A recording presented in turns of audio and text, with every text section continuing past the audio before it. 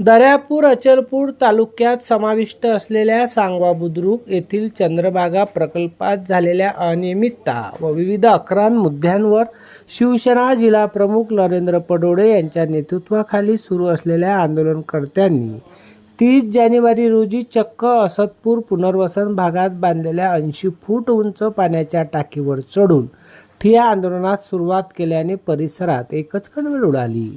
पाटबंधारे विभागाच्या विविध समस्यांबाबत निंभारी येथे 25 व 26 डिसेंबर रोजी विशेष आंदोलन करून एक बैठक झाली होती।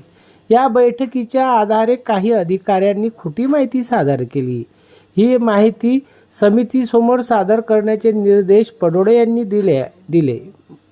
असतपूर व शहापूर पुनर्वसन भागात करण्यात आलेल्या कामाबाबत संबंधित यंत्रणांचे अधिकारी, कंत्राटदार तसेच संबंधित प्रशासकीय अधिकारी जोपर्यंत या आंदोलनस्थळी येऊन समाधानकारक उत्तर देत नाही तोपर्यंत हे ठिय्या आंदोलन सुरू राहील अशी भूमिका नरेंद्र पडोळे यांनी घेतली।